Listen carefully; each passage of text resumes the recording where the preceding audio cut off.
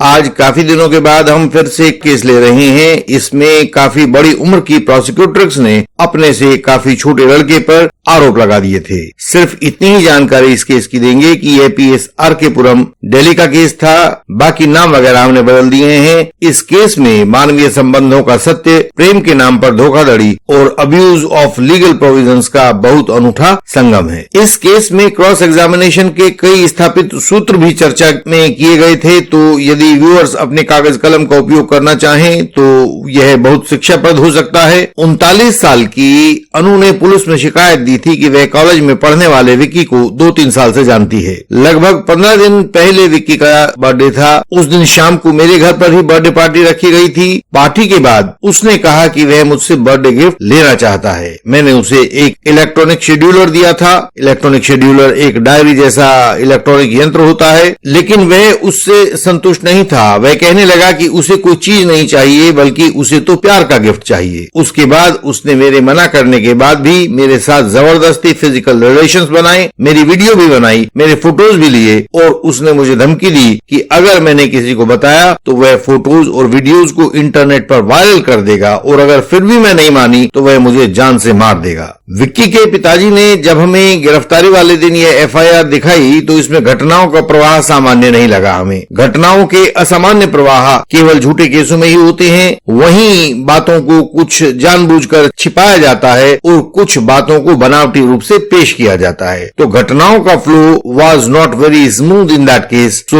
We decided to move on for rescuing the boy. हमने bail लगाई। अनु का 164 का बयान शायद 1 या 2 दिन लेट हो गया था, इसलिए सुनवाई एक बार टली और फिर अगली डेट पर यानी कि 1 हफ्ते के अंदर अंदर विक्की को बेल मिल गई थी। खैर, चार्जशीट पूरी हुई, केस ट्रायल पर आया और अनु भी गवाही के लिए कोर्ट के सामने पहुंची गई। इस केस में हुए पूरे अनु के पूरे क्रॉस एग्जामिनेशन के छोटे छोटे हिस्से आपको दिखाएंगे ताकि आप केस को भली भांति समझ सको। हमने उससे शुरू में ही एक बहुत बेढंग सा सवाल पूछा कि क्या उसे पता है कि वह 39 साल की हो चुकी है। भरी कोर्ट में उसे इस तरह से अपनी उम्र के बारे में सुनकर काफी असुविधा हुई, लेकिन इसमें कुछ भी अनलॉफुल या इलीगल नहीं था, तो बोली हाँ। हमने अगला सवाल पूछा, क्या आप अभी गुड्डे गुड़ियों से खेलती हो और उनकी शादियां रचाती हो? उसने कहा, आप ये कैसे सवाल पूछ रहे हैं, मैं कोई बच्ची तो नहीं हूँ। हमने फिर सवाल पूछा, आपके घर उसने बर्थडे सेलिब्रेट किया था, तो क्या आपको पता था कि उस दिन वो 21 साल का हुआ है? बोली हाँ, जानती हूँ। हमने सवाल पूछा, क्या विक्की की बर्थडे पार्टी में आपने शराब ली थी? वह बोली नहीं, मैं शराब नहीं पीती हूँ। ये सब सवाल हम इसलिए पूछ रहे थे क्योंकि वह उम्र में विक्की से बड़ी थी, समझदार थी और हम उसे इस बात का कोई मौका नहीं देना चाहते थे जिससे वह कहे कि विक्की ने उसको भ्रमित कर दिया था, या उस एक्ट के दौरान जो कहा गया था कि विक्की ने उसके ऊपर रेप किया है कि वह किसी प्रकार के शारीरिक इनकैपेबिलिटी का शिकार थी। तो हम उससे पहले ये सवाल कंफर्म करवा लेना चाह रहे थे। हमने आगे पूछा, पार्टी में कुल कितने लोग थे? उसने बताया इसके 4-5 फ्रेंड्स थे। तो इसका घर आपके घर से कितना दूर है? उसने कहा उसी ब्लॉक की दूसरी बिल्डिंग में है, कोई 300 मीटर होगा। हमने सवाल पूछा, क्या आपने कभी पुलिस इन्वेस्टिगेशन के दौरान IO को यह बात बताई है कि घर इतना नजदीक होने पर भी इसकी बर्थडे पार्टी इसके घर की बजाय आपके घर में क्यों हुई थी? उसने जवाब दिया कि यह कह रहा था कि यही मौज मस्ती करेंगे, तो मैंने यंगस्टर सोचकर परमिशन दे दी। कोर्ट स्टेनो उत्तर टाइप करने लगी। हमने कहा आप रुकिए। जज साहब से हमने कहा कि सर, हमने इस प्रश्न का उत्तर तो पूछा ही नहीं है, तो जब हमने उत्तर पूछा नहीं है तो उत्तर लिखा कैसे जा सकता है? हमने तो सिर्फ यह पूछा है, क्या इस बाबत प्रोसिक्यूटर्स ने इन्वेस्टिगेशन के दौरान IO को कुछ बताया था? हमारा क्लैरिफिकेशन सुनकर पब्लिक प्रोसिक्यूटर की बोलती बंद हो गई। सवाल इस चतुराई से पूछा गया था कि वह चाहकर भी कोई उत्तर अपनी तरफ से जोड़ घटा नहीं सकती थी। जज साहब को बात ठीक लगी। उन्होंने स्टेनो को रोक दिया और अनु को ठीक से बताने के लिए कहा कि क्या इन्वेस्टिगेशन के दौरान IO को कुछ बताया था? तो वह बोली नहीं, उसने पूछा नहीं था। यहाँ यंग एडवोकेट कलीग्स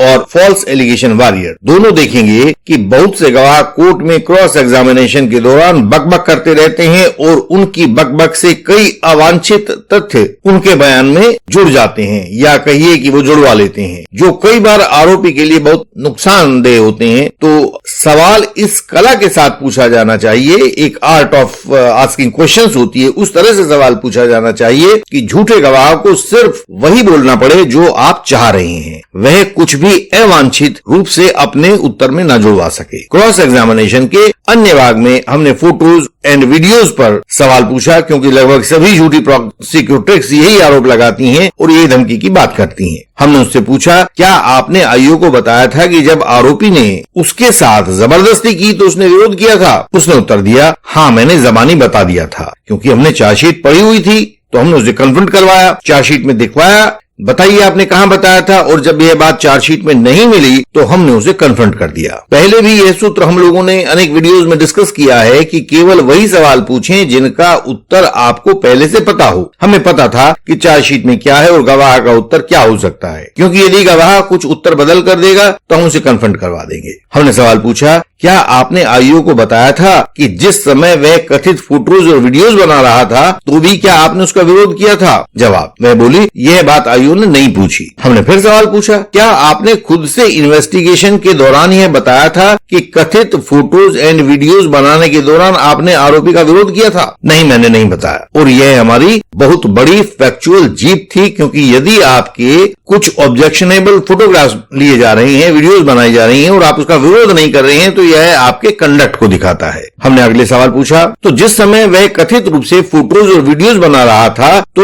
उस समय आपने उठकर दूर भागने की कोशिश की थी? उसने जवाब दिया, कैसे करती, उसने मुझे धमकी दी थी कि वह फोटोज और वीडियोज को इंटरनेट पर वायरल कर देगा। हमने सवाल पूछा, आप उसे मोबाइल फोन का प्रयोग करते समय तो उसको रोक सकती थी? जवाब, कैसे रोकती, उसने मुझे जान से मारने की धमकी दी थी। हमने सवाल पूछा, क्या आपने आईओ को बताया था कि आपने उसके हाथ में चाकू, पिस्तौल या ऐसा ही कोई दूसरा लेथल वेपन देखा हो? वह बोली, नहीं। क्या आपने अपनी आंखों से उन फोटोज और वीडियोज को देखा हुआ है? वह बोली, नहीं। हमने फिर पूछा, क्या आपने आईओ को बताया था कि उनमें से कितने फोटोज थे और कितनी वीडियोज थी? उसने कहा, कैसे बताती, जब मैंने उनको देखा ही नहीं था तो कैसे बताती? जिस बात को हम बाद में दूसरे एविडेंस के आधार पर प्रूव या डिसप्रूव करना चाहते हूं, उसे प्रोसिक्यूटर के सामने लाकर लीगल सजेशन देने से आपका बर्डन ऑफ प्रूफ पूरी तरह से डिस्चार्ज हो जाता है। बर्डन ऑफ प्रूफ के लिए हमारे व्यूअर्स को सेक्शन 101 से लेकर सेक्शन 110 इंडियन एविडेंस एक्ट को बहुत गहराई से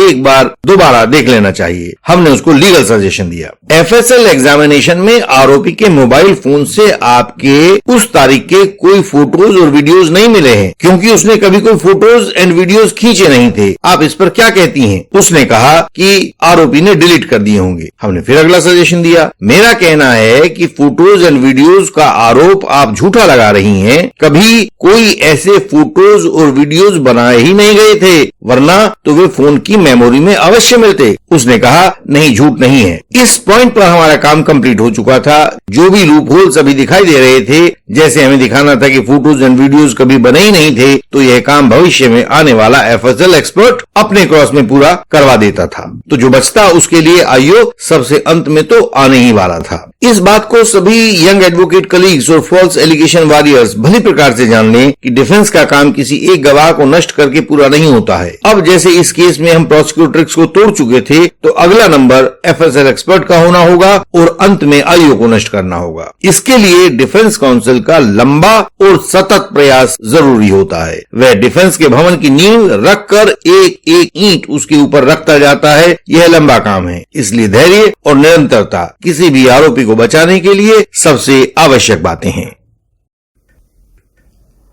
इंडियन लीगल सिस्टम में हमने आपके जीवन और आपकी हिफाजत का प्रण लिया है। हम झूठे आरोप से आपकी कानूनी रक्षा करते हैं। आप यंग एडवोकेट कलीग्स हों या फॉल्स एलिगेशन वॉरियर हों, हम आपको कानून का सही रास्ता सुझाते हैं। Bail, cross examination, application, reply, statements या कोई भी अन्य कानूनी पेच जो आपको परेशान कर रहा है, वह आप हमें बताएं, हम आपको उसका हल भेजते हैं। मुश्किल कोई भी हो, वह कहीं भी हो, हम दिन रात मेहनत करके उसका समाधान आपके लिए खोज देते हैं। हमारी वेबसाइट है indianlegalsystem.org। आप उस पर बहुत महत्वपूर्ण जानकारी अपनी सरल भाषा में पा सकते हैं। आप इस वेबसाइट पर जाएं, उसका अध्ययन करें और हमारे सदस्य बनें। हमसे संपर्क का तरीका सामने स्क्रीन पर दिया गया है। आप इसे हर एक वीडियो के डिस्क्रिप्शन में भी देख सकते हैं। बेहतर तरीका यह होता है कि आप हमें व्हाट्सएप मैसेज करें या व्हाट्सएप कॉल करें। व्हाट्सएप कॉल संपर्क का सबसे बेहतरीन तरीका है। मिलने के लिए ऐसे ही अपॉइंटमेंट भी ले सकते हैं। इस चैनल की सभी वीडियोज को देखें। हर एक वीडियो में झूठे आरोप से बचाव के लिए कोई ना कोई युक्ति सुझाई गई है जो आपको एक नई राह दिखाएगी। आप इनसे अवश्य कुछ सीख सकेंगे। हमारी इस वीडियो को लाइक करें, शेयर करें और इस चैनल को सब्सक्राइब करें। सामने दिए गए बेल आइकन को प्रेस करें ताकि कोई भी वीडियो आपसे छूट ना जाए। हम आपसे अगली वीडियोज में फिर मिलेंगे। तब तक के लिए प्रणाम।